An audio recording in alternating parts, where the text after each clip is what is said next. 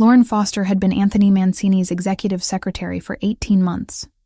She knew his schedule better than he did. She anticipated his needs before he voiced them. She never asked questions about the men in expensive suits who arrived at odd hours, or the conversations conducted in rapid Italian behind closed doors. She was invisible in the best possible way. Professional, efficient, loyal. At least, that was how things used to be. The office occupied the top 3 floors of a building in Midtown Manhattan. Floor-to-ceiling windows overlooked the city.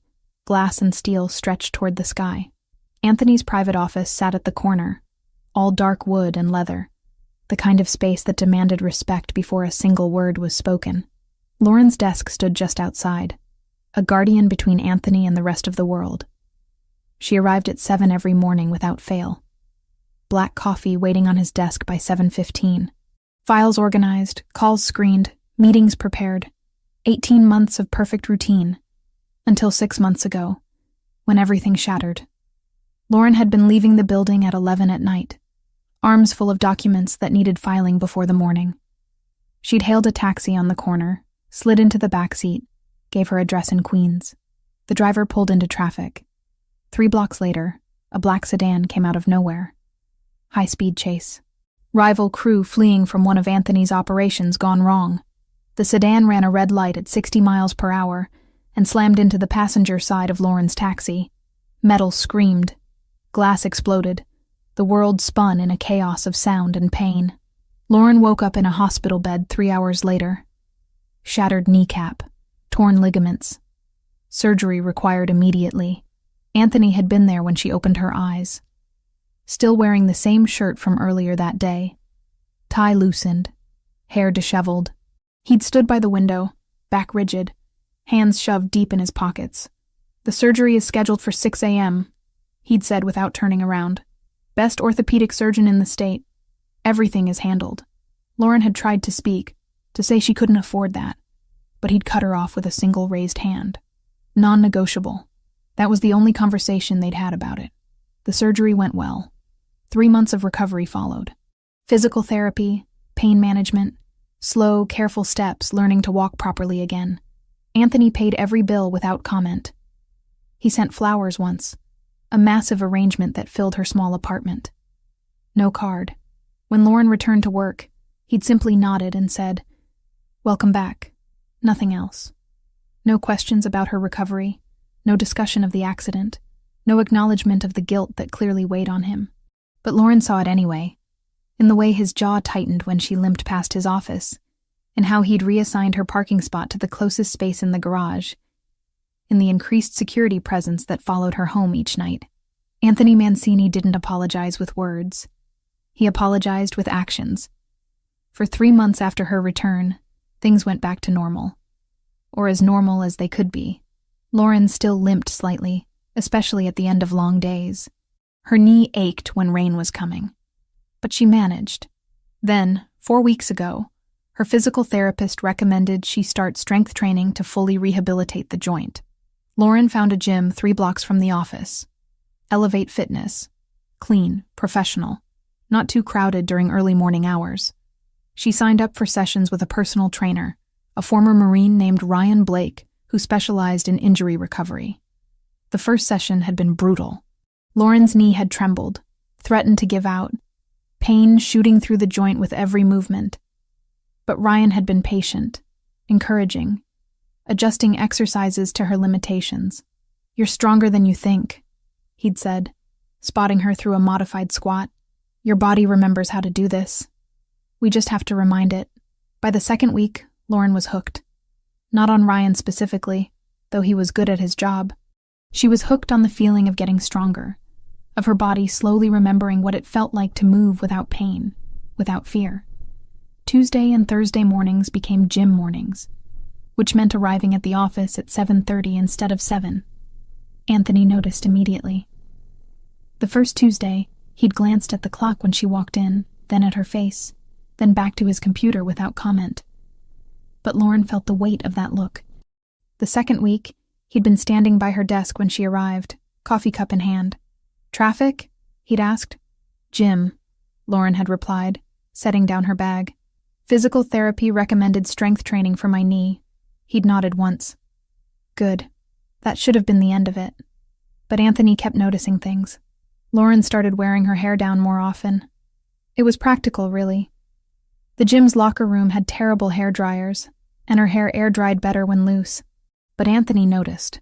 She caught him looking 3 separate times, his dark eyes tracking the way her hair fell across her shoulders, before he jerked his attention back to whatever document he'd been reading. She also started carrying a bright pink gym bag, a gift from her best friend Sarah, who insisted that Lauren needed more color in her life. The bag clashed terribly with Lauren's usual neutral work aesthetic of grays and beiges and blacks, but it made her smile every time she saw it. Anthony noticed that too. New bag, he'd commented one Thursday morning. Gift from a friend, Lauren had replied. Pink. He'd said it like he was trying to figure out what the color meant. It's cheerful. Something had flickered across his face, too quick to identify. It is. But the thing Anthony noticed most was how Lauren smiled at her phone. 3 weeks into training, Ryan started texting her motivational messages and reminders to stretch between sessions. Helpful. Professional. But the messages made Lauren smile. Small, genuine expressions of amusement or encouragement that lit up her face. Anthony saw every single one. He was in a meeting with 3 of his captains when Lauren's phone buzzed on her desk outside. Through the glass wall, he watched her pick it up, read the message, and smile. Soft, warm, directed at a screen. He lost track of the conversation entirely. Boss?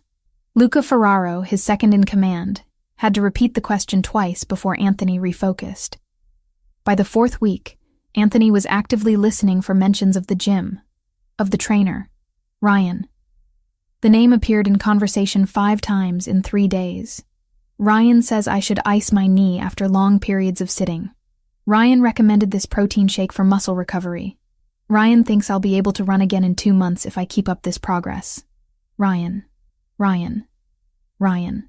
Each mention felt like a small blade between Anthony's ribs. Thursday afternoon, Lauren stopped by his office to drop off signed contracts. She moved with more confidence now. The limp almost entirely gone. Her posture had straightened. She looked healthier, stronger, happy. Ryan helped me do a full squat today, she said, genuine pride in her voice. First time since the accident.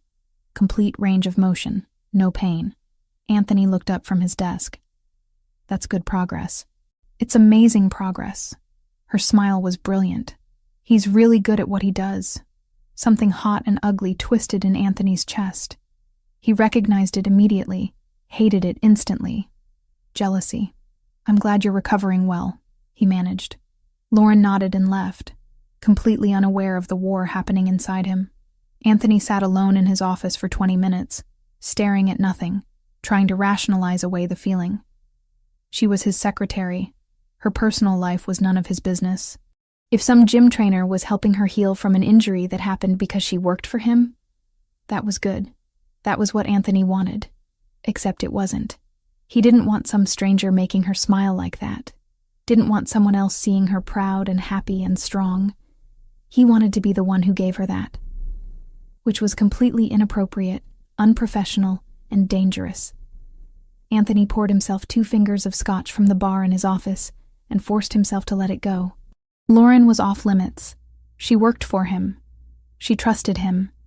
He would not cross that line just because he couldn't control his own emotions. Decision made. Problem solved. Thursday evening changed everything. Anthony was reviewing quarterly reports when he heard Lauren's heels clicking across the marble floor outside his office. He glanced at the clock. 9:15. Late, but not unusual. They both often worked past regular hours. What was unusual was when the clicking stopped at her desk for several minutes, then started again, heading toward the elevator. Anthony stood, moving to his doorway. Lauren was halfway across the reception area, pink gym bag over her shoulder, hair loose around her face. She'd applied lipstick, coral pink, and changed from her usual neutral blouse into something slightly more fitted. Leaving? The question came out sharper than he intended. She turned, slightly startled. Yes. I finished the Morrison contracts. It's late. I have plans. She smiled, that same warm expression he'd seen directed at her phone all week. Anthony's hands curled into fists at his sides. Plans. Ryan offered me an extra training session to make up for the Tuesday I missed because of the board meeting. She adjusted the strap on her shoulder. The gym is open until midnight. Ryan. Of course. 9:30 is late for a training session. He couldn't keep the edge from his voice. Lauren's brow furrowed slightly. Is something wrong, Mr. Mancini? Everything was wrong, but Anthony couldn't say that. No. Be safe. She nodded, smile returning. I will. Have a good night. The elevator doors closed behind her. Anthony stood in the empty reception area, jaw clenched, jealousy burning through his carefully maintained control. He lasted 15 minutes. Then he was grabbing his coat, taking the stairs down to the parking garage, sliding behind the wheel of his black Audi. He told himself he was just making sure she got to the gym safely. That this was about security. About protecting an employee who'd already been hurt once because of his world. He told himself a lot of lies as he followed her taxi through Manhattan streets. Inside the cab, Lauren pulled out her phone and dialed. Hey, it's me, she said when someone answered. I'm going to be late tonight. Ryan scheduled an extra session. I know, but my knee feels so good, Sarah. I can actually move again without pain. Sarah. Anthony filed the name away, realizing with a strange twist in his gut that he knew almost nothing about Lauren's personal life. 18 months working together, and he couldn't name a single friend. Couldn't recall her mentioning family. Didn't know what she did on weekends. He'd kept her at a professional distance so effectively that she'd become nearly invisible to him. Until suddenly, she wasn't. The taxi pulled up in front of Elevate Fitness. Lauren paid, stepped out onto the sidewalk, gym bag bright pink against the evening darkness. Anthony parked across the street, engine still running, watching her walk through the glass doors. This was insane. He should leave. Should go back to the office, pour another scotch, forget this entire evening. Instead, he turned off the engine and settled in to watch. Through the windshield, he watched Lauren disappear inside Elevate Fitness. The building was all glass and chrome, deliberately transparent to show off the expensive equipment inside. He could see clearly from his position across the street.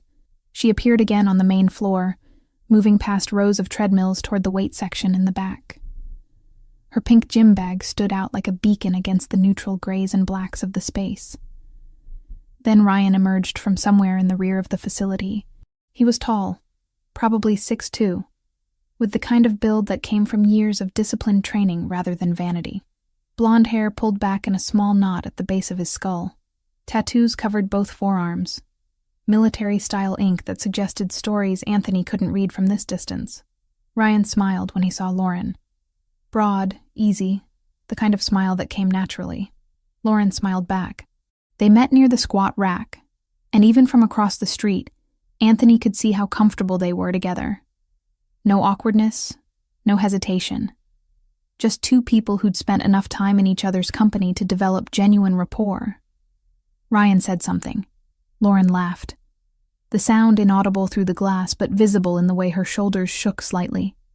How her hand came up to cover her mouth. Anthony's jaw clenched so hard his teeth ached. They started setting up equipment. Ryan grabbed weights from a rack, placed them strategically. Lauren dropped her bag on a nearby bench and began stretching, rolling her shoulders, bending to touch her toes. She was wearing black leggings and a fitted tank top in deep purple. Anthony had never seen her in anything like it.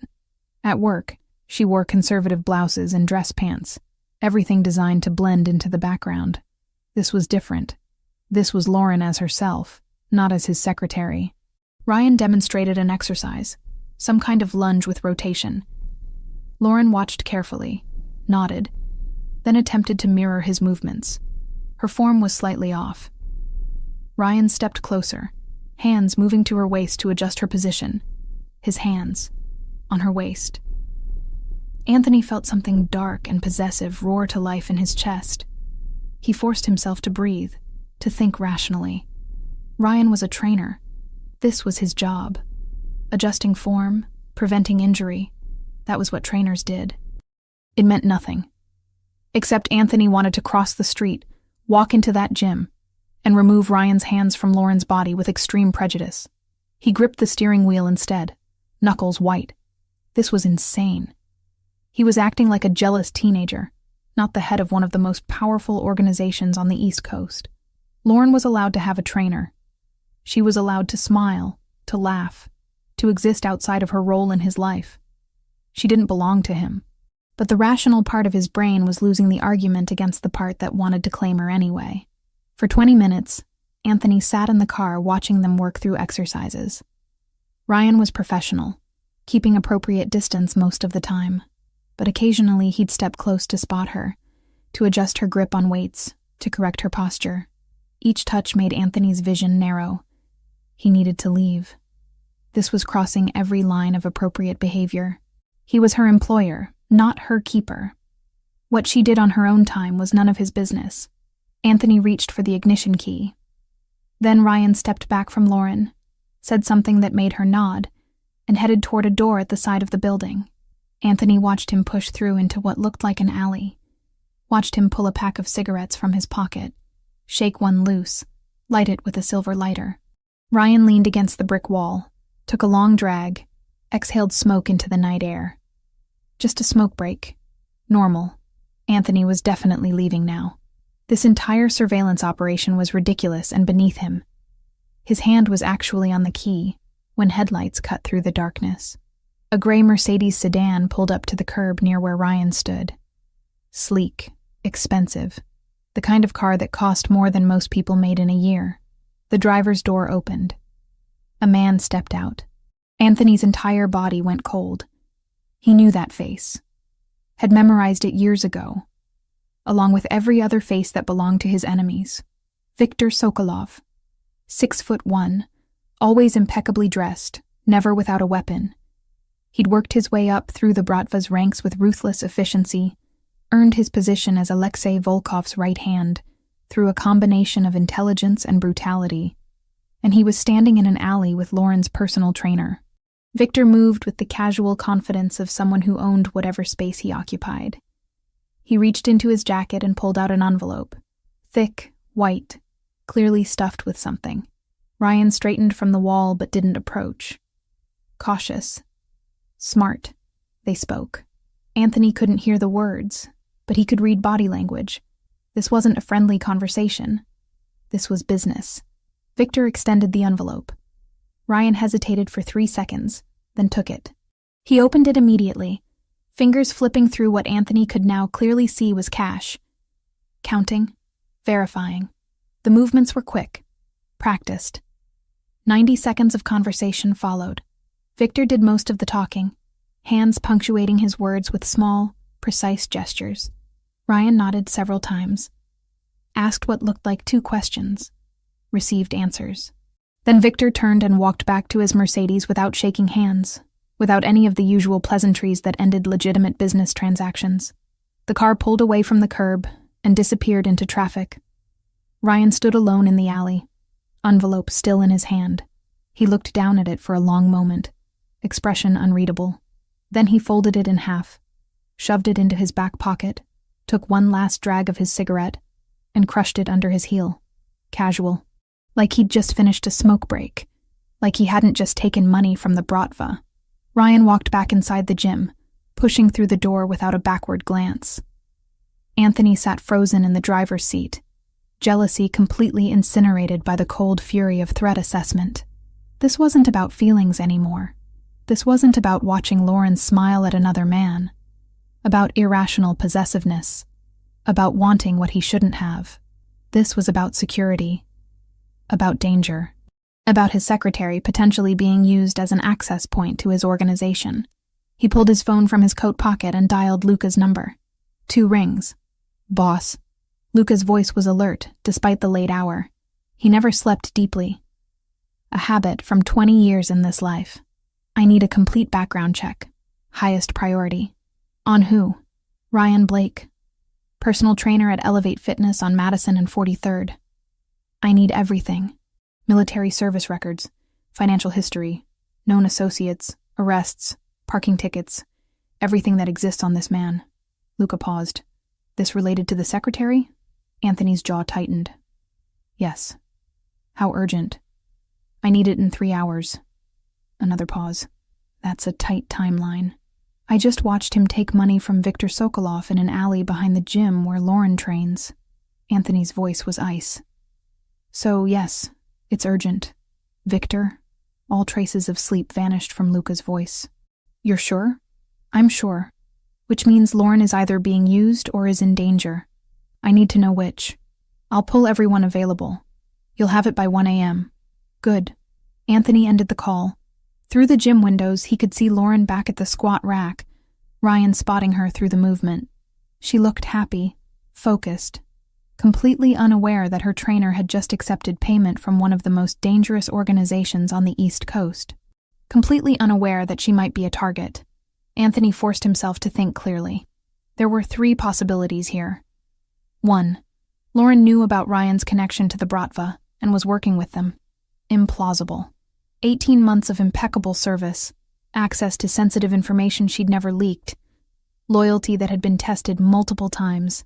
If she'd wanted to betray him, she'd had countless better opportunities. 2. Ryan was using Lauren to get close to Anthony's organization without her knowledge. More likely, she was the perfect target. Direct access to Anthony's schedule, his meetings, his movements. And she'd never suspect her helpful, friendly trainer of having ulterior motives. 3. This was a coincidence, and Ryan's business with Viktor had nothing to do with Lauren. Anthony didn't believe in coincidences. He watched them for another 40 minutes. The training session wrapped up. Ryan said something that made Lauren laugh one more time. She grabbed her pink bag, waved goodbye, and headed for the exit. Anthony started his car, prepared to follow her taxi home to make sure she arrived safely. But his mind was already 3 steps ahead, analyzing angles, calculating risks, planning responses. By the time Lauren's taxi turned the corner toward Queens, Anthony had made 2 decisions. First, he would not tell Lauren about this yet. Not until he had solid information.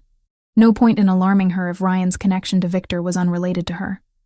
Second, if Ryan was using Lauren to get to him, Anthony would eliminate the threat before it had a chance to materialize. He'd lost people before because he'd been too slow, too trusting, too willing to believe in good intentions. He would not lose Lauren. His phone buzzed at 12:45 a.m., a text from Luca. Preliminary findings are interesting. Full report in 15 minutes. Anthony pulled over onto a side street and waited. At 1 a.m. exactly, his phone rang. Talk to me, Anthony answered. Ryan Blake, 31 years old. Discharged from the Navy 5 years ago. Official reason listed as insubordination, but I pulled the actual file. He questioned orders during a classified operation, refused to follow through on what he considered an illegal command, got him kicked out with a general discharge. So he has principles. Anthony's voice was flat. That doesn't explain Viktor. I'm getting there. After discharge, he bounced around. Security work, private contracting, nothing stable. Started working at Elevate Fitness 9 months ago. Legitimate employment on paper, but his bank records tell a different story. How different?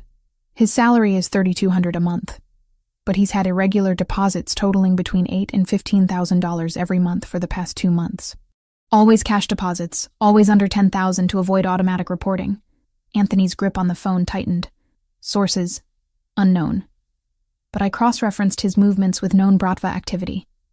3 documented meetings with Viktor Sokolov in the past 8 weeks. Tonight makes 4. What else? This is where it gets interesting. Luca's voice shifted into the tone he used when he'd found something significant. I pulled the membership records for Elevate Fitness. Ryan has 17 regular clients. 4 of them work as personal assistants or secretaries to major players. 1 works for Jonathan Mercer at Goldman Sachs, 1 for Senator Patricia Morrison, 1 for the DA's office, and now 1 for you. The pattern was unmistakable. He's collecting information. Anthony said it as fact, not question. That's my assessment. Gets close to people who have access, builds trust through the training relationship, extracts intelligence without them realizing what's happening. And the Bratva pays him for it. Exactly. Anthony stared through his windshield at the empty street. What's his angle with Lauren specifically? Your schedule, your movements, your routines. She knows when you're vulnerable, where you go, who you meet with. That information is worth a lot to Volkov. Has he approached any of the other clients yet? Asked suspicious questions? I'm running down that angle now. Should have answers by morning. But boss, there's one more thing. What? I checked Ryan's personal life. He has a younger sister, Melissa Blake. 19 years old, student at NYU. Or she was. She stopped going to classes 4 months ago. Hasn't been seen since mid-August. 4 months. Right before Ryan started making regular deposits. You think the Bratva has her? It fits their pattern. Find leverage, apply pressure, get compliance. If they're holding his sister, Ryan doesn't have a choice. He cooperates, or she dies. Anthony processed this new information. It didn't change the fundamental problem. Ryan was feeding information to the Bratva, which meant Lauren was in danger. The reason why Ryan was doing it mattered less than the fact that he was. Keep digging on the sister. I want confirmation. Will do. What's your play with the trainer? Anthony looked at the dashboard clock. 1:16 a.m. I'm going to remove him from the equation before he can do any more damage. You want me to handle it? No. I'll take care of this personally. Boss, if the Bratva is using him, removing him might trigger retaliation, especially if they figure out you know about the connection. Then we'll deal with that when it comes. But I'm not leaving a threat this close to Lauren in play for another day. Luca was quiet for a moment. How much does she know? Nothing. And it's staying that way until I have this handled. Understood. I'll have the full report on your desk by 7 a.m. Anthony ended the call and sat in silence, mind working through scenarios and contingencies. Lauren had no idea she'd been targeted. No idea the man helping her recover from an injury was actually using her as a source of intelligence. No idea that every casual mention of Anthony's schedule, every offhand comment about his meetings, was being reported back to his enemies. She trusted Ryan. The thought made Anthony's hands curl into fists. By dawn, he had a plan. Friday morning arrived with cold autumn sunlight cutting through the Manhattan skyline. Anthony had been in his office since 5 a.m. The full report from Luca spread across his desk like evidence at a crime scene. Ryan Blake's entire life laid bare in 47 pages. Military service, discharge records, financial statements showing deposits that didn't match his declared income, surveillance photos documenting 3 previous meetings with Viktor Sokolov, a list of his other clients, each one positioned close to someone powerful, and buried in the appendix, a missing person report filed by Ryan's mother in New Jersey, Melissa Blake, last seen August 14th, 4 months ago. Anthony had read every word twice. Now he sat back in his leather chair, fingers steepled, calculating the best way to eliminate this threat, without tipping off the Bratva that he knew about their intelligence operation. The elevator chimed at 7:28. Lauren's heels clicked across the marble floor of the reception area. Anthony heard her set down her bag, heard the familiar sounds of her morning routine. Computer powering on. Coffee maker starting in the small kitchen alcove. Filing cabinet drawer sliding open.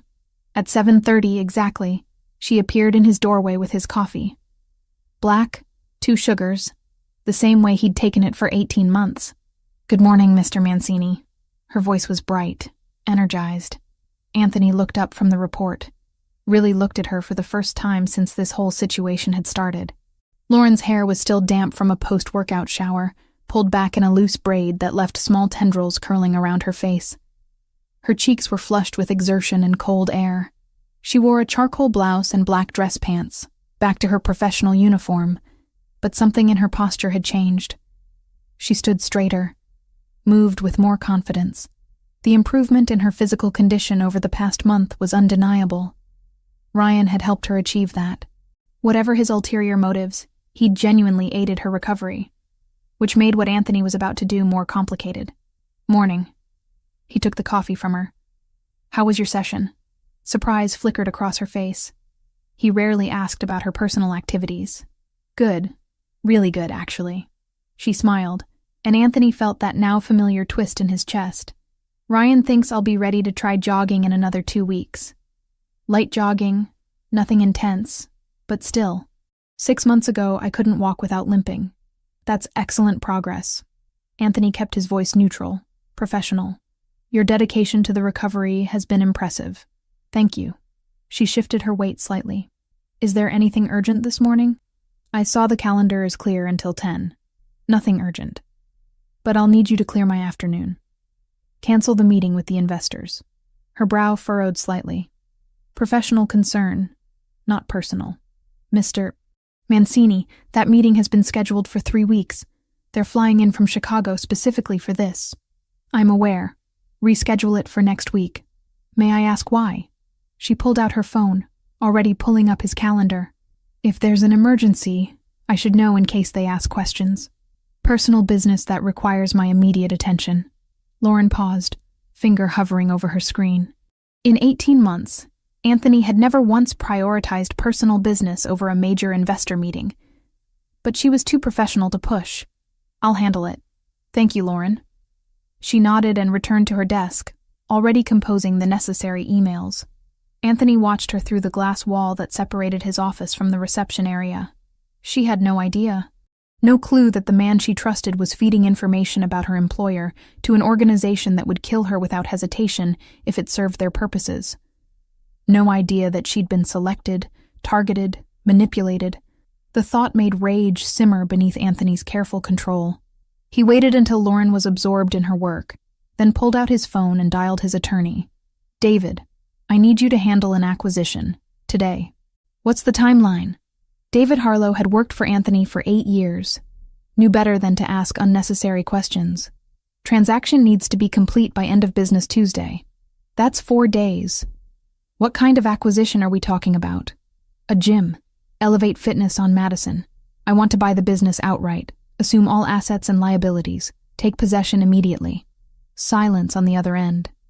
Then, carefully, may I ask the reason for the urgency? Security concern. Understood. I'll start the research this morning. Is price a factor? No. Pay whatever it takes to close this quickly and quietly. I don't want the current owner to have time to think or negotiate. Make the offer generous enough that they'd be stupid to refuse. I'll have preliminary numbers by noon. Anthony ended the call and immediately dialed Luca. I need a different kind of search, he said when Luca answered.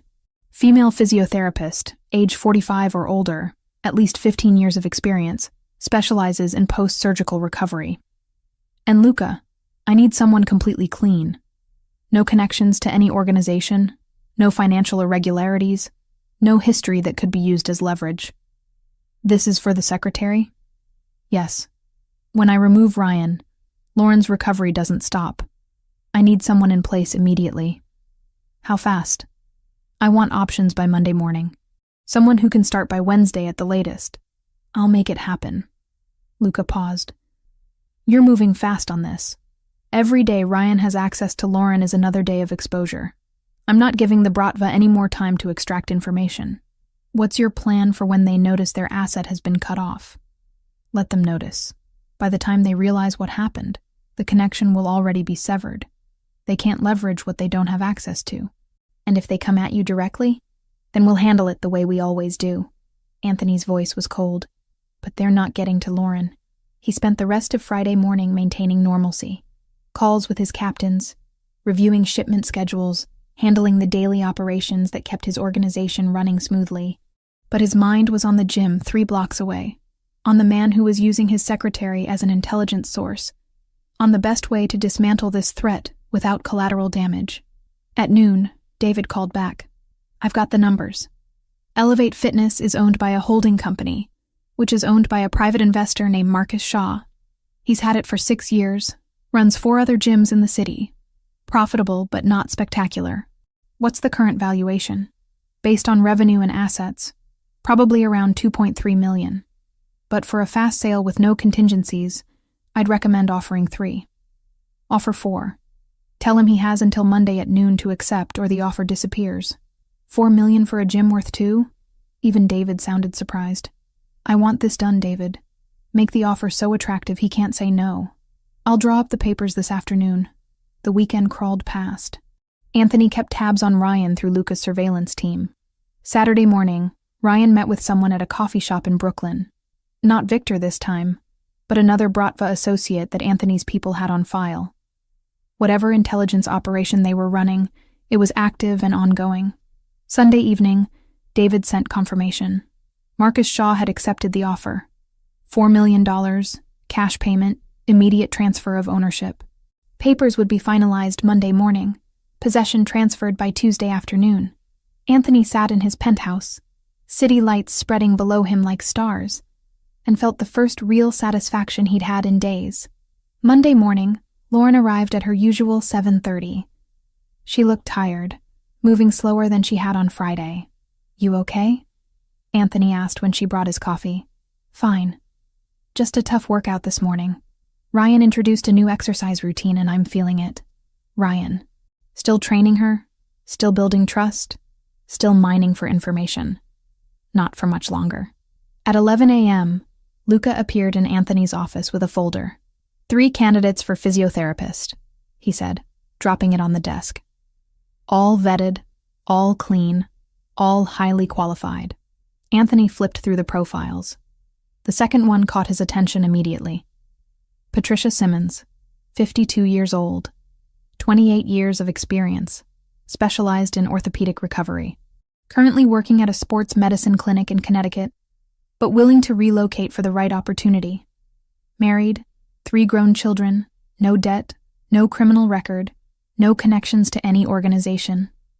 Perfect. This one. Offer her whatever salary she wants. I need her available to start Wednesday morning. Where will she be working? We're converting the conference room on the 2nd floor into a therapy space. Get it equipped properly. Full setup, professional-grade equipment, everything she needs. Luca raised an eyebrow. You're bringing the therapy here? Into the building? Closer to my security, less exposure outside. Lauren will be safer. The secretary's going to ask questions. Letter. Anthony closed the folder. What's the status on Ryan? Still following normal patterns. He trained the secretary this morning at 6:30, went home, back to the gym for afternoon clients. Nothing unusual. And Saturday's meeting? We got long-range audio. He was giving information about the Goldman Sachs executive's schedule. Detailed breakdown of where he'll be for the next 2 weeks. Anthony's jaw tightened. How much has he shared about Lauren? We don't know yet, but we have to assume he's been reporting everything. Tuesday morning arrived with the kind of crystalline autumn sky that made Manhattan look almost beautiful. Anthony was in the office by 6, waiting. At 9 a.m., David called. Papers are signed. You officially own Elevate Fitness as of 30 minutes ago. Keys are being transferred to you this afternoon. Good. I'll be there at 4 to take possession. At 2 p.m., Anthony stood and grabbed his coat. Lauren looked up from her computer. Heading out? Business to handle. I'll be back in a few hours. The Castellano meeting is at 5. Reschedule it. Something flickered across her face. Confusion, maybe concern. 2 rescheduled meetings in 4 days was unusual for him. But she simply nodded. I'll take care of it. Anthony took 2 of his security team, Luca included, and drove to Elevate Fitness. The gym was moderately busy for a Tuesday afternoon. Cardio equipment filled, weight section active, group fitness class happening in the back studio. The manager met him at the front desk. Cynthia Rodriguez, 41, had been managing the gym for 3 years. Mr. Mancini. She extended her hand nervously. Welcome. Mr. Shaw briefed me about the ownership change. Good. I need to speak with you privately. He led her into the back office, Luca taking up position outside the door. Effective immediately, I'm making some staffing changes, Anthony said without preamble. Ryan Blake is terminated. Process his final paycheck, collect any gym property he has, and make sure he's removed from all systems. He's not to be allowed back in this building. Cynthia blinked. Ryan? But he's one of our best trainers. His clients love him. I'm aware. The decision isn't negotiable. May I ask the reason? If there's been a complaint or... Anthony's expression stopped her mid-sentence. No complaints. But his employment here ends today. Am I clear? She swallowed. Yes, sir. Completely clear. Does he have any sessions scheduled this afternoon? Cynthia checked the computer. 2. One at 4:30, one at 6. Cancel them. Tell the clients we're transitioning trainers and they'll be contacted about reassignment. How soon can you have his belongings ready for pickup? I can have everything packed within the hour. Do it. and make sure security knows he's no longer authorized to enter. Anthony left the office and positioned himself where he could see the main entrance. At 4:45, Ryan walked through the door in his standard uniform. Black polo shirt with the gym logo, athletic pants, training shoes. He headed straight for the staff area in the back. Anthony waited. 3 minutes later, Ryan emerged from the back room carrying a backpack, confusion clear on his face. He approached Cynthia at the front desk. "What's going on? My stuff was packed up and there's a note saying I'm terminated." "I'm sorry, Ryan. There's been an ownership change and the new owner made the decision." "Ownership change? What are you talking about?" "The gym was sold over the weekend." Ryan's face shifted through several expressions. Confusion, disbelief, dawning concern. "Sold to who?" "Me." Anthony stepped forward from where he'd been watching. Ryan turned, and the moment recognition hit, all color drained from his face. Every person in organized crime on the East Coast knew who Anthony Mancini was, what he looked like, what it meant when he took personal interest in something. "Mr. Mancini." Ryan's voice was carefully controlled, but Anthony could see panic in his eyes. "Ryan Blake." Anthony stopped 3 feet away, close enough to be threatening without actually making contact. "Your services are no longer required." "I don't understand. Did I do something?" "You know exactly what you did." Anthony's voice was quiet, deadly. "You took money from Viktor Sokolov, multiple times, in exchange for information about your clients." Ryan went rigid. "I don't know what you're talking about." "Thursday night, 9:47 p.m. alley behind this building. Gray Mercedes, envelope containing approximately $5,000. Want me to continue?" The last bit of color left Ryan's face. "That's what I thought." Anthony let the silence stretch. "You're going to take your things and leave. You're not going to contact any of your former clients. You're not going to attempt to enter this building again. And most importantly, you're going to stay away from Lauren Foster." "Lauren." Ryan's voice was barely audible. "Does she know that you've been using her to gather intelligence on me?" "No. And she won't find out unless you make me tell her." Ryan closed his eyes briefly. When he opened them, something like resignation had settled there. "I need to explain. You need to leave. My sister is none of my concern. Whatever arrangement you have with the Bratva, that's your problem. But your access to my organization ends today." Ryan looked like he wanted to argue, to explain, to somehow make this different than what it was. But he was smart enough to know when he'd lost. He adjusted the backpack on his shoulder. "For what it's worth, I was helping Lauren. The training, the recovery program, that was all legitimate. That's the only reason you're walking out of here instead of being carried." Anthony's voice was ice. "Don't test my patience by trying to contact her." Ryan nodded once, turned, and walked out of the gym. Anthony watched until he disappeared down the street, then turned to Luca. "Have him followed. I want to know everywhere he goes, everyone he talks to. If he tries to reach Lauren, I want to know immediately." "Done." "What about the other clients he was gathering intel on?" "Not my problem. I've secured my asset. They can protect their own." Anthony pulled out his phone and sent a single text to Lauren. "Taking care of business. We'll be back late. Don't wait for me." Her response came immediately. "Understood. Be safe." 2 words that hit harder than they should have. Be safe. Like she cared whether he made it home. Anthony stared at the message for longer than necessary, before sliding the phone back into his pocket. Tomorrow, he would tell her about Patricia Simmons, about the new therapy setup in the building, about how Ryan wouldn't be training her anymore. Tomorrow, he would deal with her questions and confusion. But tonight, he'd eliminated a threat, cut off the Bratva's access point, protected someone who mattered more than she should. And if that meant owning a gym he had no use for, so be it. Wednesday morning arrived cold and sharp. Lauren woke at 5:30, the same time she'd been waking for the past 4 weeks. Her body had adjusted to the routine. Gym at 6:30, shower, office by 7:30. She dressed in her workout clothes, pulled her hair into a ponytail, grabbed the bright pink gym bag that had become a familiar comfort. The subway ride to Manhattan was quiet at this hour, mostly other early risers heading to jobs that demanded them before dawn. Lauren walked the 3 blocks from the station to Elevate Fitness, breath fogging in the November air. Her knee felt strong this morning, barely any stiffness. 4 months of work, and she was finally feeling like herself again. The gym came into view. Something was wrong. The lights were off. Not the dimmed overnight lighting, but completely dark. A paper notice was taped to the glass door. Lauren's stomach dropped. She walked closer, reading the printed text. Due to ownership transition, Elevate Fitness will be closed for reorganization November 19th, 20.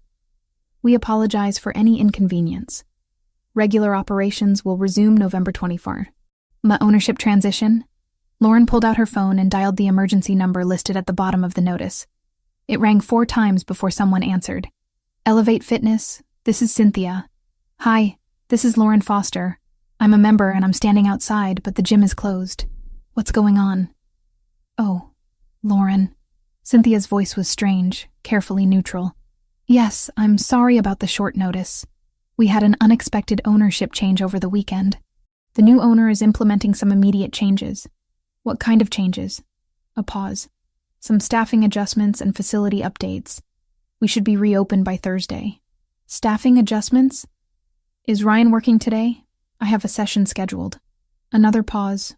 Longer this time. Ryan is no longer with Elevate Fitness. His employment was terminated yesterday. The words hit Lauren like cold water. What? Why? I'm not at liberty to discuss personnel decisions. But if you'd like to continue training, we'll be happy to match you with another trainer when we reopen. Lauren's hand tightened on her phone.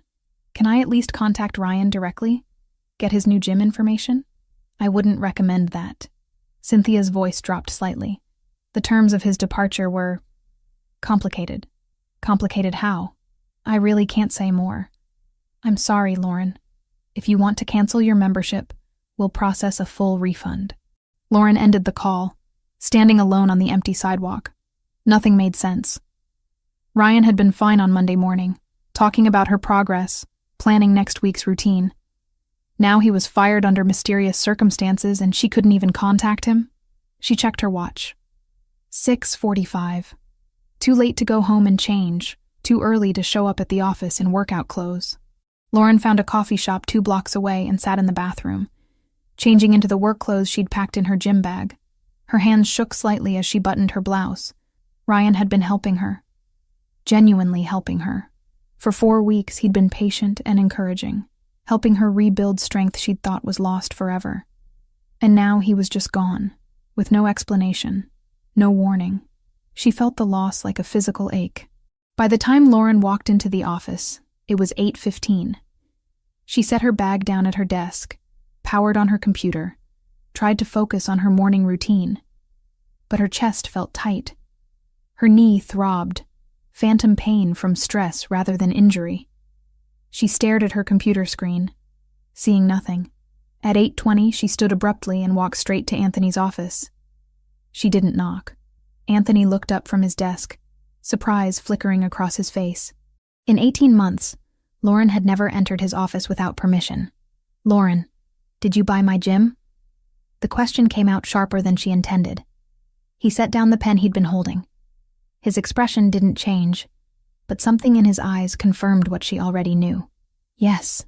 The single word confirmation made her knees weak. And you fired Ryan? Yes. Lauren's hand found the back of the leather chair across from his desk, gripping it for balance. Why? Sit down. I don't want to sit. I want to know why you destroyed the one thing that was helping me recover from an injury I got because I work for you. Anthony stood slowly, moving around his desk. That's exactly why I did it. That makes no sense. Sit down, Lauren. His voice was gentle but firm. Please. She sat. Not because he asked, but because her legs wouldn't hold her anymore. Anthony returned to his desk, opened a drawer, and pulled out a folder. He placed it on the desk between them, then turned it to face her. The first page was a photograph. Ryan, standing in an alley, talking to a man in an expensive suit. Even in the grainy surveillance photo, Lauren recognized the location. Behind Elevate Fitness. Who is that? She asked. Viktor Sokolov. He works for Alexei Volkov, head of the Russian Bratva. They're my biggest rival. Lauren looked up sharply. What does that have to do with Ryan? Anthony flipped to the next page. Another photo. Ryan accepting an envelope. The next page showed a bank statement, certain deposits highlighted in yellow. Ryan has been receiving between $8,000 and $15,000 a month in cash deposits. The money comes from the Bratva. In exchange, he provides them with information. Information about what? About his clients. Specifically, clients who work for people in positions of power. Lauren's stomach turned. I don't understand. Anthony flipped through several more pages. Ryan has 17 regular clients. 4 of them are personal assistants or secretaries to major figures. 1 works for a Goldman Sachs executive, 1 for Senator Morrison, 1 for the district attorney's office, and 1 works for me. The implication crashed over her like a wave. You think he was using me? I don't think. I know. Anthony's voice was steady, factual. You have access to my schedule, my meetings, my movements. That information is extremely valuable to my enemies. Lauren's hands were shaking. She pressed them flat against her thighs. Ryan was helping me. He was kind and patient, and he helped me walk again without pain. I'm sure he was good at his job. That's how this works. Build trust, establish rapport, extract information without the target realizing what's happening. Target. The word tasted bitter. I was a target. You were vulnerable. You needed help. He provided it, and in return, he asked questions. Casual questions that felt like friendly conversation. What time does your boss arrive? Does he keep regular appointments? Where does he go when he's not in the office? Every answer you gave him went straight to the Bratva. Lauren closed her eyes. She tried to remember conversations with Ryan. Had she mentioned Anthony's schedule? His meetings? Yes, she had. Multiple times. Ryan wanted to take me to coffee last week, she whispered, after a particularly good session. I said no because it felt inappropriate, but he seemed disappointed. Because you were careful. Some of his other clients weren't. Anthony pulled out another page. The Goldman Sachs executive was robbed 3 weeks ago, attacked in a parking garage at exactly the time his assistant told her trainer he'd be there alone. Lauren felt sick. You're telling me Ryan set that up? The Bratva did. Ryan just provided the intelligence. She looked down at the photos spread across the desk. At Ryan's face, frozen in surveillance images, accepting money from a man who looked like he killed people for a living. How had she not seen it? I trusted him. Her voice broke on the last word. That was the point. You were supposed to trust him. I feel so stupid. Tears burned behind her eyes, but she refused to let them fall. I should have known. Should have suspected. Why would you? He was doing exactly what you hired him to do, helping you recover. The intelligence gathering was invisible, but you saw it. She met Anthony's eyes. You figured it out. I followed you to the gym Thursday night. Lauren blinked. You followed me? Something flickered across his face. Discomfort. Maybe embarrassment. I saw Ryan take money from Victor in an alley behind the gym. After that, I had him investigated. You followed me to the gym. Lauren repeated it slowly, processing. Why? Anthony was quiet for a long moment. When he spoke, his voice was different. Less controlled, more raw. Because I didn't like how you smiled when you talked about him. The admission hung in the air between them. You were jealous. Lauren said it as fact, not question. I was concerned about security. You were jealous. She pressed harder. That's why you were watching the gym. Not because you suspected Ryan of anything. Because you didn't like that I was spending time with him. Anthony's jaw tightened. Both things can be true. Lauren sat back in her chair, mind reeling. Anthony Mancini, her boss, the man who controlled half of organized crime on the East Coast, had been jealous of her personal trainer. What happens now? She asked quietly. Now your recovery continues. I've already arranged for a replacement. Anthony pulled out a different folder. Patricia Simmons. 52 years old, 28 years of experience, specializes in post-surgical rehabilitation. Her background check is completely clean. No connections to any organization, no leverage anyone can use against her. You vetted my physical therapist. Extensively. She starts Wednesday. We're converting the second-floor conference room into a therapy space with professional equipment. You'll train there instead of an outside facility. You're bringing her here? To the building? Where my security can monitor access, yes. Lauren stared at him. You bought an entire gym, fired my trainer, hired a replacement, and redesigned office space. In 4 days. 3, actually. I didn't start until Friday morning. Anthony, she used his first name without thinking.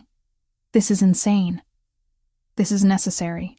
He leaned forward, intensity radiating from every line of his body. You were targeted because of me. Because working for me made you valuable to my enemies. I will not let that happen again. So you're just going to control every aspect of my life now? Decide who I train with? Where I go? What I do? If that's what it takes to keep you safe, yes. I don't need a keeper. You need protection. There's a difference. Lauren wanted to argue. Wanted to be angry about the high-handed way he'd dismantled her routine without consulting her. But sitting across from him, seeing the photos of Ryan's betrayal spread across the desk, she couldn't find the anger. He'd protected her. Eliminated a threat she hadn't even known existed. Thank you. The words came out soft. Anthony's expression shifted. For what? For caring enough to follow me. For investigating Ryan. For making sure I'm safe. She met his eyes. I know you blame yourself for the accident. I know you think you owe me something because I got hurt while working for you. But you don't. I chose to work here. I knew the risks. You shouldn't have to accept being used as an intelligence asset as part of your job description. Maybe not. But you stopped it before any real damage was done. So thank you. Silence stretched between them. Anthony looked at her like he was trying to memorize her face. I need to tell you something else, he said finally. What? Buying the gym, firing Ryan, that was about security. But watching you with him, seeing how you smiled at him, how comfortable you were around him. He stopped, jaw working. That wasn't just security. That was jealousy. Pure, irrational jealousy that I had no right to feel. Lauren's breath caught. You're my secretary, Anthony continued. This is inappropriate in about 40 different ways. But I can't keep pretending that my only concern is professional. Not when I spent 4 days systematically removing another man from your life because I couldn't stand watching you trust him. Anthony, you don't have to respond. I'm not expecting anything from you, but you deserve honesty. And the honest truth is that protecting you isn't just about security anymore. It hasn't been for a while. Lauren sat frozen, trying to process what he'd just admitted. Anthony Mancini, who maintained rigid control over every aspect of his life, had just confessed to jealousy, to feelings that crossed every professional boundary. I don't know what to say, she whispered. You don't have to say anything. I just needed you to know.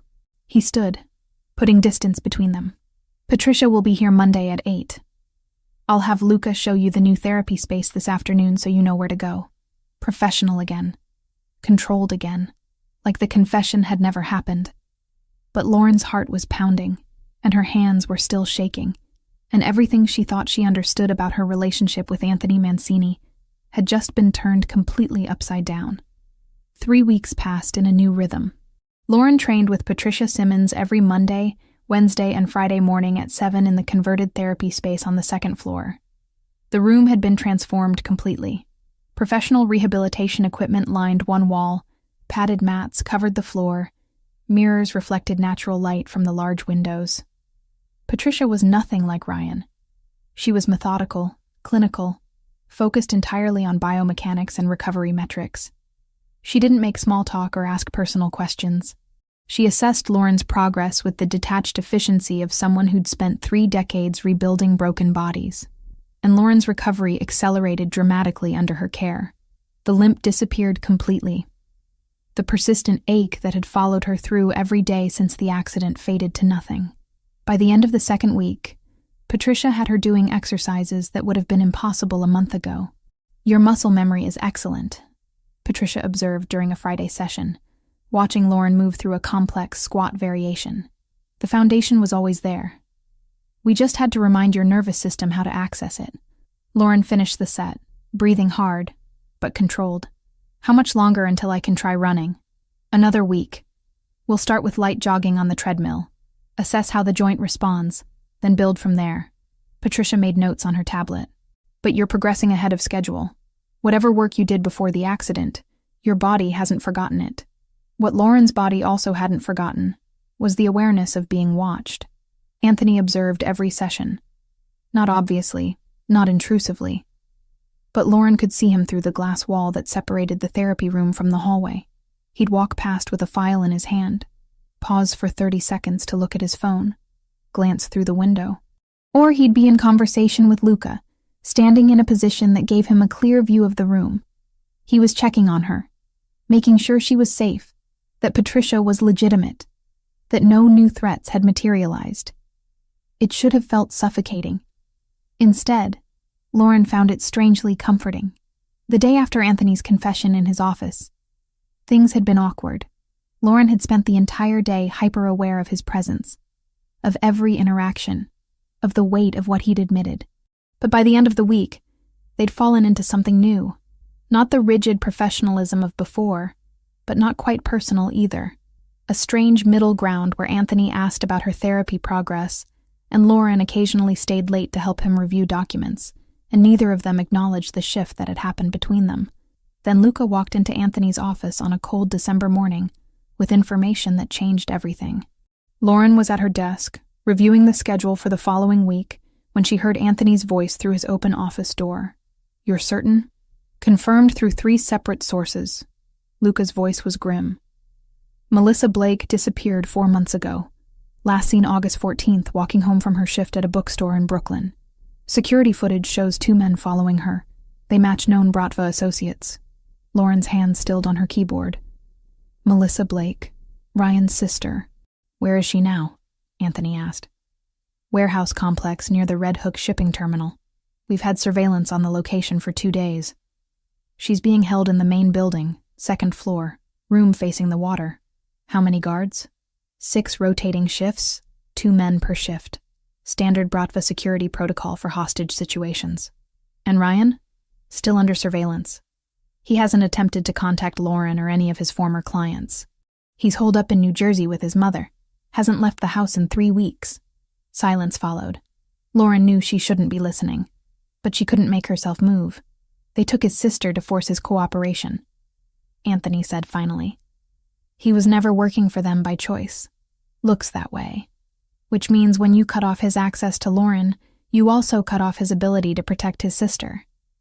That's not my problem. Boss, if the Bratva realizes their intelligence stream has dried up, they might eliminate the sister. She's a liability now. More silence.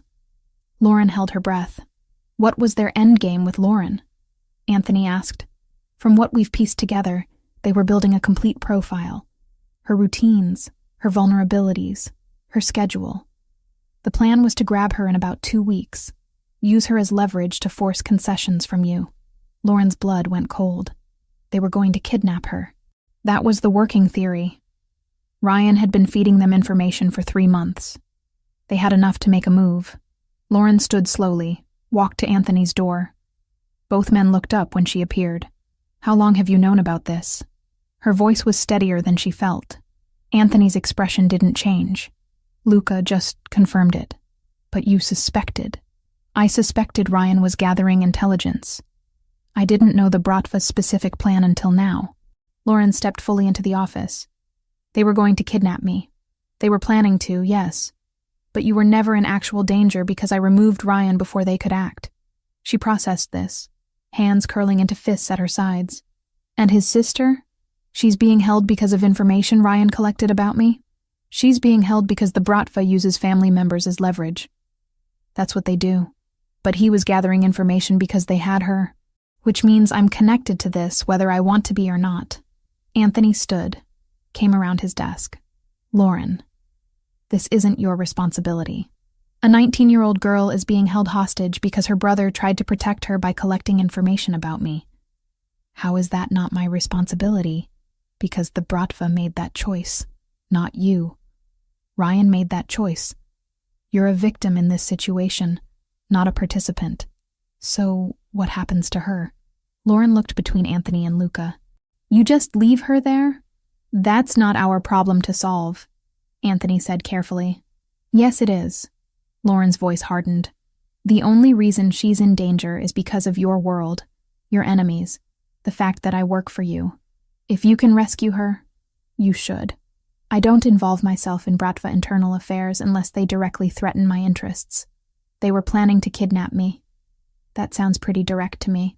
Anthony's jaw tightened. That threat is already neutralized. What about future threats? What about the next time they decide I'm useful leverage?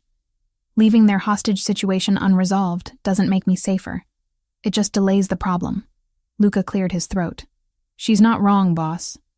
The Bratva knows we know about Ryan. They're going to retaliate somehow. We could frame this as a preemptive strike.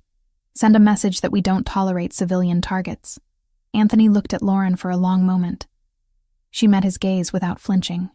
You understand what you're asking me to do, he said quietly. I understand you're capable of getting her out safely, and I understand that 19-year-old girls shouldn't be used as weapons in your war. Something shifted in Anthony's expression. You're too good for this world. Maybe. But I'm in it anyway, so I might as well use whatever influence I have to do something right. Anthony turned to Luca. Start planning an extraction. I want options by end of day. Yes, sir. After Luca left, Lauren remained standing in the doorway. Anthony moved to the window, hands in his pockets, looking out at the city. You're accepting my security detail, he said, without turning around. Permanent driver, bodyguard when you're outside this building, electronic sweep of your apartment. I know, and you're not going to fight me on it. I understand why it's necessary now. Good. He turned to face her. Because the Bratva will notice when their warehouse gets hit. They'll figure out the connection. And they'll be angry. So, we make sure they're too busy dealing with their own problems to come after me. We? Lauren crossed her arms. I'm part of this now, Anthony. You made that clear when you bought a gym to protect me. So yes, we. He studied her face, searching for something. Most people would run, would quit, would distance themselves from this situation as fast as possible. I'm not most people. No. His voice dropped. You're not. The air between them felt charged, heavy with things neither of them was saying. I should get back to work, Lauren said finally. Lauren. He stopped her before she could leave. Thank you. For what? For caring about a girl you've never met. For making me remember that there are lines that shouldn't be crossed. Even in this life. She nodded once and returned to her desk. But she could feel his eyes on her back the entire time. That evening, Lauren stayed late again. Not because Anthony asked her to, but because she wanted to understand what was happening. Wanted to see the plans, know the risks, be part of the solution instead of just another problem he had to manage. At 10 p.m., they were alone in his office, maps of the Red Hook area spread across his desk. Luca had provided detailed layouts of the warehouse complex, guard rotation schedules, entry and exit points. The optimal approach is here. Anthony pointed to a service entrance on the east side. 2-man entry team suppressed weapons, neutralize guards quietly. Second team secures the perimeter, blocks reinforcements. We're in and out in under 10 minutes. Lauren leaned over the map, studying the layout. What about cameras? Luca's team will loop the feeds. As far as their security system is concerned, nothing will happen. And the girl, Melissa? How do you know she'll cooperate? She's been held for 4 months. She might not trust anyone. That's why we're bringing Ryan. Lauren's head snapped up. What? Ryan knows his sister. She'll trust him. We extract both of them together, relocate them somewhere safe. You'd do that? After everything he did? Anthony straightened, meeting her eyes. He was protecting family. I understand that motivation. And you're right. This situation exists because of my world. The least I can do is end it properly. They stood close together. The map between them. City lights painting shadows across Anthony's face. Lauren could smell his cologne, woodsy and clean. Could see the faint stubble on his jaw where he'd skipped his usual evening shave. Her hand rested on the desk near his. Not touching, but close. The accident, Anthony said suddenly. 6 months ago. It haunts me. Lauren went still. Anthony, every time I see you limp, every time you wince because your knee aches, every time I remember that you were in that taxi because of paperwork I needed filed, because you work for me, Because being near me makes you a target." His voice was rough. "It's a weight I carry every single day. I never blamed you. You should. You should have quit. Should have taken the settlement money and walked away from this life. From me. From all of it. But I didn't." She turned to face him fully. "I chose to stay. Not because I felt obligated. Not because I was afraid to leave. But because I trust you. Because working for you, being part of this world, it makes me feel like I'm contributing to something that matters. Lauren, I run a criminal organization. Nothing about this matters in any legitimate sense. You protect people. You maintain order. You have rules, boundaries, things you won't compromise on. That matters to me." They were inches apart now, neither of them sure how the distance had closed. "You're too good for me," Anthony said quietly. "Stop telling me what I am. I know who I am. I know what I want. And what do you want?" The question hung between them, dangerous and necessary. Lauren's hand moved, just slightly, until her fingers touched his where they rested on the edge of the desk. The contact was electric. "I want to stop pretending this is just professional." Anthony's breath caught. His hand turned, palm up, fingers lacing with hers. "This is a terrible idea. Probably. You work for me. There are 100 reasons why this crosses every line. I know. And you're under pressure. The threat, the security concerns, everything happening around you. I won't take advantage of that." Lauren stepped closer, free hand coming up to rest against his chest. "You're not taking advantage. I'm choosing this. Fully aware, completely conscious of every complication." Anthony's other hand came up to cup her face, thumb brushing her cheekbone. "Once we cross this line, there's no going back. Everything changes. Everything already changed. We're just finally admitting it." He leaned down slowly, giving her every opportunity to pull away. She didn't. Their lips met softly at first, testing, questioning. Then Anthony's control cracked, and he pulled her closer, kissing her with the intensity of months of suppressed want. Lauren melted into him, hands fisting in his shirt, letting herself finally feel everything she'd been pushing down since he'd confessed to jealousy 3 weeks ago. When they finally broke apart, both breathing hard, Anthony rested his forehead against hers. "This complicates everything," he whispered. "I know. I can't promise you safety. Can't promise normalcy. My world is dangerous and dark and full of threats. I'm not asking for promises. I'm asking for honesty. For this. Whatever this becomes." He kissed her again, softer this time. "You have it. All of it." They stood together in his office, the map forgotten, the rescue operation temporarily pushed aside, letting themselves finally acknowledge what had been building between them for months. Outside, the city glittered with lights, oblivious to the shift happening 40 stories above its streets. Inside, Lauren Foster and Anthony Mancini crossed a line they'd both been carefully avoiding, and neither of them regretted it. 3 days after the maps had been spread across Anthony's desk, the rescue operation launched at 2 a.m. Lauren wasn't part of it. Anthony had made that explicitly clear. "You stay at the penthouse," he'd said that afternoon, voice leaving no room for argument. 4 guards remain with you. You monitor communications on the secure channel, but you do not leave that building under any circumstances." Lauren had wanted to protest, wanted to insist she could be useful somehow. But one look at Anthony's face told her this wasn't negotiable. So now she sat on the leather sofa in Anthony's penthouse, 43 floors above Manhattan, wearing one of his old sweatshirts because the apartment felt too cold and empty without him in it.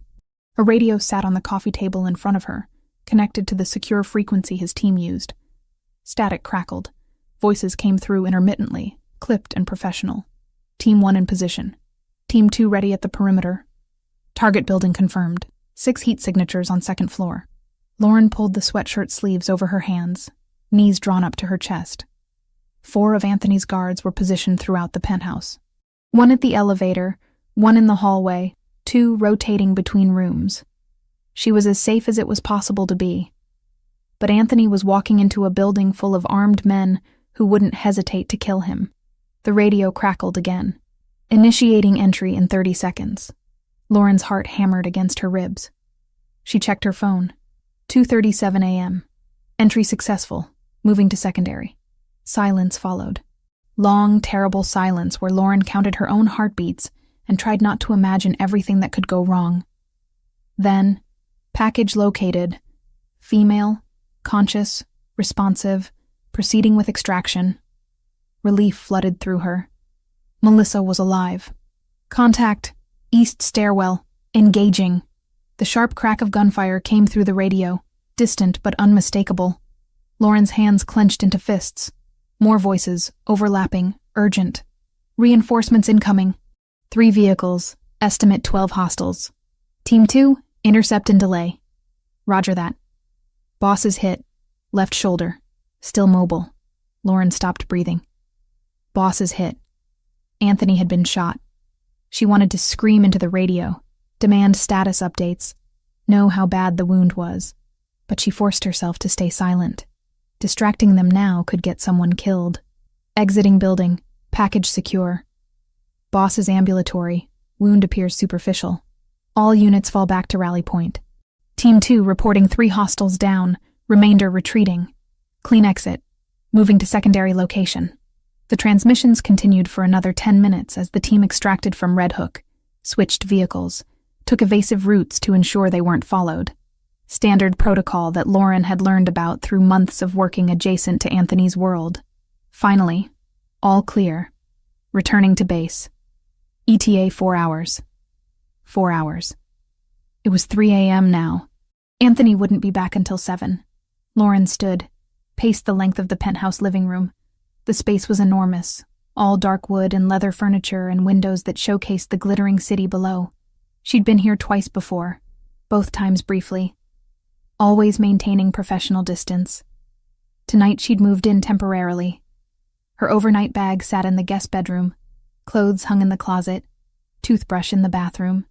Temporary security measures while the Bratva threat was active. But standing here in Anthony's sweatshirt, waiting for him to come home from a gunfight, nothing felt temporary. She tried to sleep, made it to the guest bedroom, lay on top of the covers fully clothed, closed her eyes. 10 minutes later, she was back in the living room, staring at the radio, willing it to provide updates it couldn't give. At 3:45, one of the guards brought her tea. He's going to be fine, Miss Foster. Boss has been through worse. Lauren wrapped her hands around the warm mug. How many times has he been shot? That I know about? 4. Always comes back. The answer didn't comfort her the way it was probably meant to. At 4:15, the elevator chimed. Lauren was on her feet instantly. The guard at the elevator stepped aside as the doors opened. Anthony walked out first, followed by Luca and 2 other men Lauren didn't recognize. His white shirt was dark with blood on the left side, soaked through from shoulder to mid-torso. His jacket was gone. His face was pale but composed. Lauren's vision tunneled. All she could see was the blood. You're bleeding. Her voice came out hoarse. Flesh wound. Already been treated. Anthony moved toward her, steady on his feet. Melissa is safe. She's at a private medical facility under protective custody. Ryan is with her. You're bleeding, Lauren repeated, because she couldn't process anything else he was saying. Lauren. He stopped in front of her. I'm fine. There's blood soaked through your entire shirt. That's not fine. Luca cleared his throat. Boss, you should let her look at it. The field dressing was quick, not thorough. Anthony's jaw tightened. I said it's handled, and I'm saying I need to see it. Lauren set down her tea, hands shaking. Please. Something in her voice made him relent. Everyone out. Give us the room. The guards and Luca filed back into the elevator. The doors closed, leaving them alone. Sit, Lauren ordered, pointing to the sofa. Lauren, sit down, Anthony. Now. He sat, probably more from surprise at her tone than actual compliance. Lauren moved in front of him, reaching for the buttons on his blood-soaked shirt. Her fingers trembled so badly she could barely manage the first button. Anthony's hand came up to cover hers. I'm okay. I promise you I'm okay. Let me see. He dropped his hand, allowing her to continue. She unbuttoned the shirt carefully, peeling the fabric away from his skin. Blood had soaked through to his undershirt too. She helped him ease the dress shirt off, wincing when he hissed in pain, moving his left arm. The undershirt came next. When she finally got it over his head, she saw the wound. A bullet had torn through the muscle of his left shoulder, entry and exit wounds both visible. Someone had packed both holes with gauze and wrapped the entire shoulder with medical tape, but blood was already seeping through the white bandaging. "It's not as bad as it looks," Anthony said quietly. Lauren's vision blurred. "You could have died, but I didn't." "You could have." Her voice broke. "You could have been killed, and I would have been sitting here listening to it happen over the radio." "Hey." Anthony's right hand came up to cup her face. "I'm here. I'm fine." "You're not fine. You're shot." Tears spilled over despite her best efforts to contain them. "Where's the medical kit?" "Bathroom, under the sink." Lauren found the kit, brought it back to the living room. Professional-grade supplies, the kind that suggested this wasn't the first time Anthony had needed emergency medical care at home. She knelt on the sofa beside him, carefully removing the field dressing.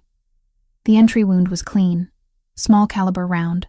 The exit wound was messier, but not as bad as it could have been. "You're lucky," she said, voice unsteady. "A few inches to the right and this would have hit your lung." "I know." She cleaned both wounds with antiseptic, trying to keep her hands steady. Anthony didn't flinch, didn't make a sound, just watched her face while she worked. "What were you thinking about?" Lauren asked quietly. "During the firefight, when you were shot." "You." Her hands stilled. "What?"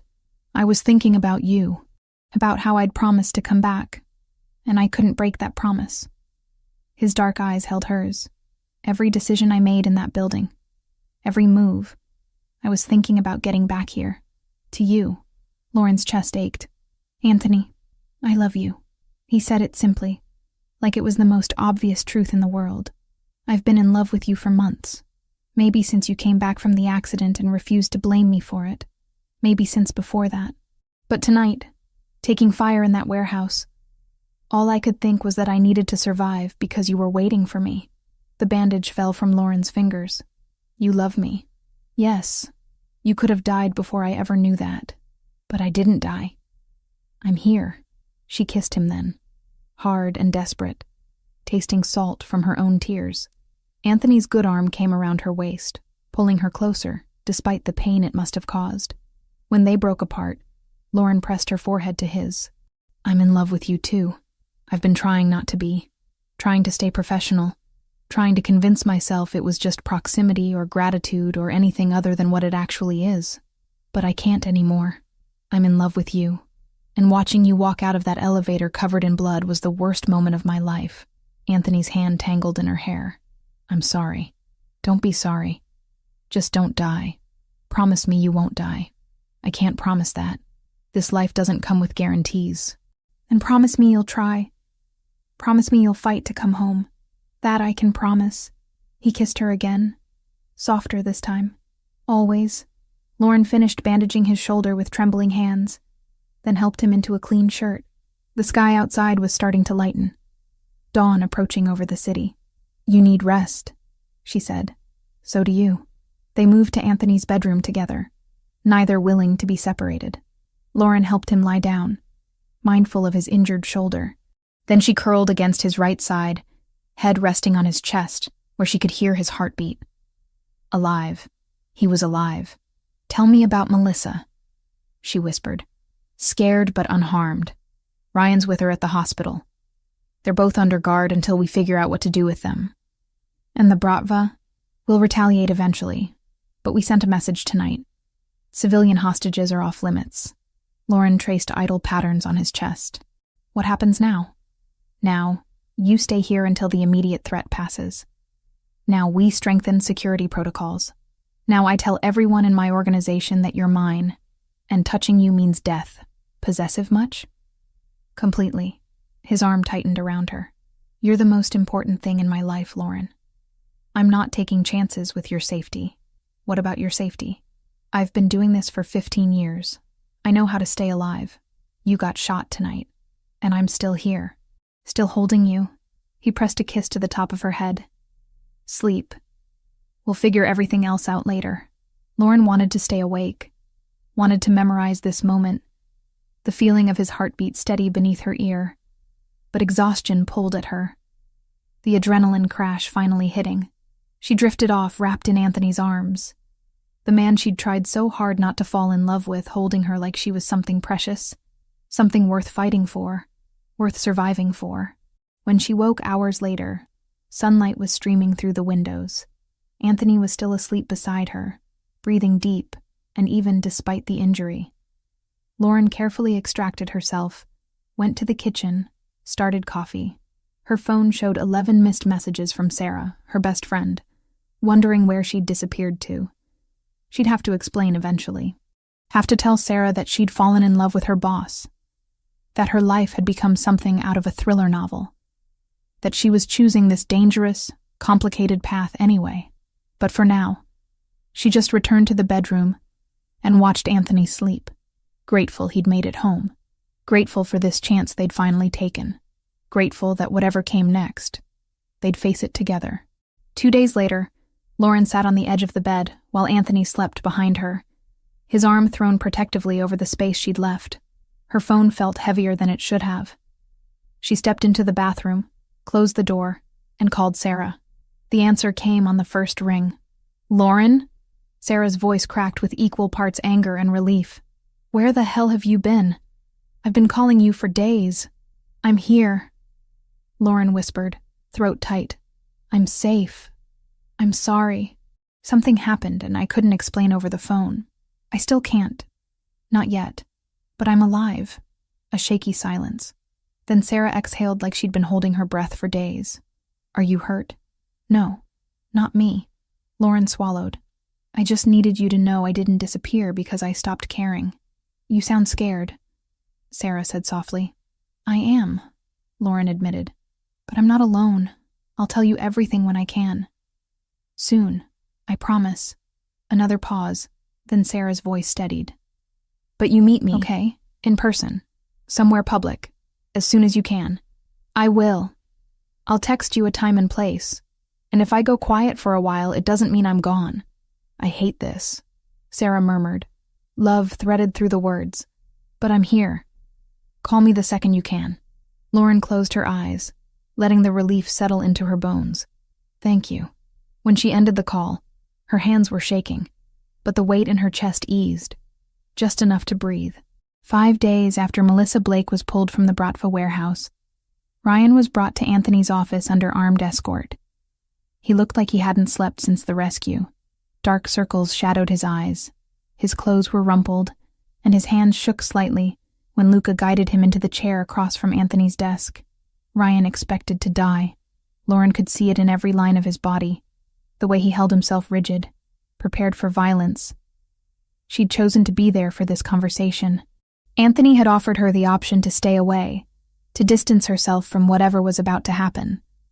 But Lauren needed to hear the truth directly from Ryan, needed to understand why. Anthony sat behind his desk, expression unreadable. Lauren stood by the window, arms crossed, watching. "Your sister is safe," Anthony said without preamble. "She's recovering at a private medical facility. No permanent physical injuries, though the psychological trauma will take time to heal." Ryan's composure shattered instantly. His head dropped into his hands, shoulders shaking with silent sobs. "Thank you. God, thank you. You're welcome." Anthony's voice was neutral. "Now tell me why I shouldn't kill you anyway." Ryan looked up, tears streaming down his face. "I never wanted to betray anyone, especially not Lauren. She was kind to me, trusted me, but they had Melissa." "Explain." The story came out in broken pieces. Melissa had been walking home from her shift at a Brooklyn bookstore 4 months ago. 2 men grabbed her off the street, threw her in a van. Ryan received a video 3 hours later showing his sister bound and terrified, a gun pressed to her head. The message was simple: cooperate or watch her die. "They wanted information about my clients," Ryan said, voice hoarse. "Schedules, routines, vulnerabilities. Anyone who worked for someone important. I tried to refuse. Told them I couldn't do that to innocent people. They sent me another video." He pulled out his phone with shaking hands, navigated to a folder, turned the screen toward Anthony. The video showed Melissa being beaten, crying, begging her brother to do whatever they asked. Lauren's stomach turned. So I cooperated. Ryan's voice broke again. I collected information, passed it along, told myself I was protecting my sister, that I'd find a way to get her out eventually. But every day that passed, every client I betrayed, it got worse. When Lauren started training with me, I knew exactly who she worked for, knew she'd be valuable to them. And I hated myself for it, but I couldn't stop. Every time I thought about refusing, they'd send another video of Melissa. He showed them more evidence. Text messages from Bratva handlers giving him specific questions to ask. Photos of Melissa in different locations within the warehouse. Proof of life to keep him compliant. A meticulous record of 4 months of coercion and terror. I never wanted to hurt Lauren, Ryan said, looking directly at her for the first time. Everything I did to help you recover, that was real. The training program, the encouragement, watching you get stronger. That was the only good thing in my life during those months. And I destroyed it by using you anyway. Lauren uncrossed her arms. She should be angry. Should hate him for the betrayal. For making her a target. For putting her in danger. But looking at his destroyed face, understanding what he'd endured, she couldn't find the rage. Your sister is 19 years old, she said quietly. Of course you did what they asked. Anyone would have. That doesn't make it right. No. But it makes it understandable. Lauren moved closer to the desk. You were protecting family. That's not evil, Ryan. That's human. Anthony watched this exchange with careful attention. Then he leaned forward, elbows on his desk. I'm going to offer you 2 choices, he said. 1. You and Melissa disappear. New identities, relocation to somewhere far from New York, enough money to start over. You walk away from this life and never look back. Ryan nodded slowly. And the second choice? You work for me. You've spent 4 months embedded with the Bratva's intelligence operation. You know their structure, their methods, their contacts. That information is valuable. Use it to help me dismantle their operation, and I'll protect both you and your sister. Permanent employment, legitimate security work, a chance to make this right. You'd trust me? Ryan's voice was incredulous. After everything I did, I'd trust your motivation. You protected family. I understand that loyalty. What I need to know is whether you can redirect it. Ryan looked at Lauren. Would you be okay with that? Me working here? I'm not the one making this decision, Lauren said. But for what it's worth, I believe people deserve second chances when they earn them. You were trying to save your sister. That counts for something. Then I want the second choice. Ryan straightened in his chair. I want to work for you. I want to help take down the people who did this to Melissa, to me, to everyone they've hurt. And I want to prove that I'm more than what they forced me to become. Anthony studied him for a long moment. If you betray me again, you won't get a third chance. I understand. Good. Report to Luca tomorrow morning. He'll start your debriefing. After Ryan left with his escort, Lauren moved to stand beside Anthony's desk. That was generous. That was strategic. He knows things that will help us neutralize a major threat. You could have just extracted that information through other means. Anthony looked up at her. You wanted me to give him a chance. I'm giving him one. Because of me? Because you saw something worth saving. And I trust your judgment. Lauren leaned down and kissed him, soft and quick. Thank you. Over the next 2 weeks, Ryan's debriefing revealed critical intelligence. The Bratva's operation was larger than Anthony had suspected, with networks extending through multiple cities. But the most valuable information was about internal dynamics. Viktor Sokolov was unhappy. Alexei Volkov, the Bratva's leader, had become increasingly paranoid and reckless over the past year.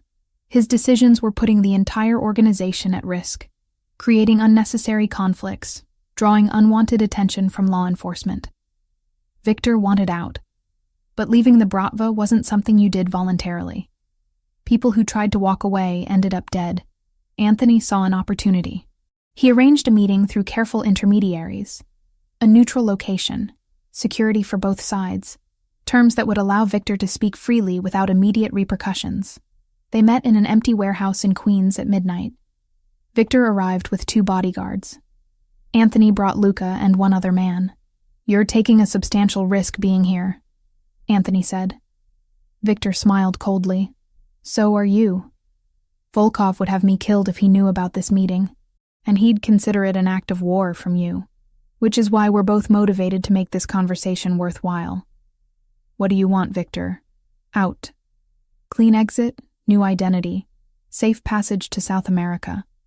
I have resources there, people who owe me favors. But I need to disappear completely. In exchange for? Everything.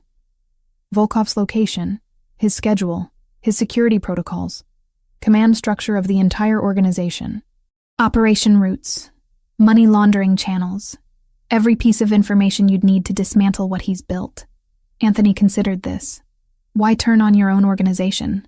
Because it's not mine anymore. Volkov is driving us into the ground. 3 operations failed in the past month because of his paranoia. He's making enemies unnecessarily, refusing to compromise, treating loyal soldiers like disposable assets. The organization I joined doesn't exist anymore. And the girl? Melissa Blake? Victor's expression flickered. I was against that. Holding civilians, especially teenagers, it's beneath us. But Volkov insisted. Said we needed maximum leverage to secure quality intelligence. He paused. I'm glad you got her out. You're the one who freed her. I gave the location to your people, yes. Consider it a gesture of good faith before this meeting. Anthony pulled out his phone, typed a quick message to his contacts. I'll need to verify your information before I agree to anything. Verify what you need, but do it quickly. Volkov already suspects something is wrong after the warehouse raid. If he figures out I'm involved, we both lose this opportunity. 3 days of verification confirmed that Victor's intelligence was accurate. Locations, schedules, organizational charts, all of it matched what Anthony's people could independently confirm. The operation happened on a Friday night. 5 locations hit simultaneously. Anthony coordinated with 2 other Italian families who had their own grievances with Volkov. Warehouses, front businesses, safe houses, all targeted at exactly 9 p.m. The Bratva's command structure collapsed in under 2 hours. Volkov himself was at his favorite restaurant in Brighton Beach when Anthony walked through the door with 6 armed men. The other diners evacuated quickly. The owner, who'd been paying protection money to both organizations for years, simply nodded and disappeared into his office. Alexei Volkov sat at a corner table, a meal half finished in front of him. He was in his mid-50s, gray hair, expensive suit. The look of a man who'd spent decades clawing his way to power. Anthony Mancini. Volkov didn't stand. I wondered when you'd make your move. Your operation is finished. Every major asset seized or destroyed. Your lieutenants are either dead or in custody. It's over, Alexei. So you're here to kill me. Volkov reached for his wineglass with steady hands. Make it quick, at least. I'm here to offer you a choice. Anthony pulled out a chair, sat across from him. Go back to Russia, tonight. Abandon all operations in America. Never return. Do that, and you live. Volkov's eyes narrowed. You're letting me go? I'm removing a rival without starting a war that would cost both our organizations. Your bosses in Moscow won't be happy, but they'll accept your return if you frame it as strategic retreat. You get to live. I get permanent elimination of a threat. Everyone wins. And if I refuse, then you die here, in this restaurant. And the story becomes that you were killed by your own people during internal power struggles. Either way, you're out of my city. You choose how. Silence stretched between them. Volkov took a long sip of his wine, considering options that weren't really options at all. 2 days, he said finally. I need 2 days to arrange travel and settle affairs. You have 48 hours. After that, the offer expires. Volkov left New York 36 hours later, flying out of JFK under a false passport that Anthony's people had flagged but allowed through.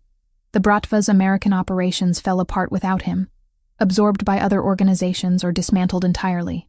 Victor disappeared to Sao Paulo with a new identity and enough money to live comfortably. Ryan Blake became a fixture in Anthony's security team, working under Luca, proving his loyalty through consistent, dedicated service. Melissa started classes at Columbia in January, her tuition paid through a scholarship fund that Anthony had established. She met with a therapist twice a week to process her trauma, slowly rebuilding the life that had been stolen from her. And Lauren Foster stopped being Anthony Mancini's secretary. 2 months after the Bratva fell, Anthony restructured her role. She became his strategic advisor, sitting in on high-level meetings, offering perspectives that his captains couldn't provide, helping him navigate the increasingly complex landscape of his organization. Their relationship was public within the organization now. Everyone knew that Lauren was more than an employee, that she occupied a space in Anthony's life that made her both protected and influential. Some of the older captains had raised eyebrows initially, but after watching her handle sensitive negotiations and contribute meaningfully to operational planning, the skepticism faded. Lauren earned her position through competence, not just her connection to Anthony. The gym that Anthony had purchased was converted into something better. A community rehabilitation center offering free physical therapy to anyone who needed it, regardless of ability to pay. Patricia Simmons became the director, building a staff of qualified therapists and creating programs that helped dozens of people every week. Lauren managed the center as a side project, finding deep satisfaction in turning something born from jealousy and threat into genuine help for her community. On a cold February evening, Lauren stood on the terrace of Anthony's penthouse, looking out at the city lights. She wore a burgundy dress that she'd bought specifically for tonight, hair loose around her shoulders, finally comfortable in her own skin. Anthony came up behind her, arms wrapping around her waist, chin resting on her shoulder. "You're thinking too hard," he murmured against her ear. "I'm thinking about how different everything is from 6 months ago." "Better or worse? Terrifying and perfect." She turned in his arms. "I never imagined my life would look like this." "Regrets?" "Not even one." Anthony reached into his pocket and pulled out a small box. Lauren's breath caught. "This isn't a proposal," he said quickly. "Not yet. But it's a promise. A commitment to a future where we figure this out together, where you're not just part of my life, but the center of it." He opened the box. Inside was a ring, elegant and simple, a single diamond on a platinum band. "Lauren Foster, will you continue choosing this complicated, dangerous, completely imperfect life with me?" Tears pricked her eyes. "That's the easiest question anyone has ever asked me." "Yes. Always yes."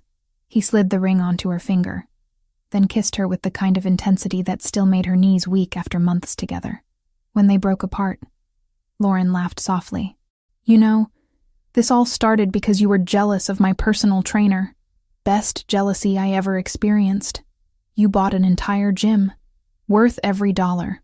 They stood together on the terrace, the city spreading below them like a sea of lights.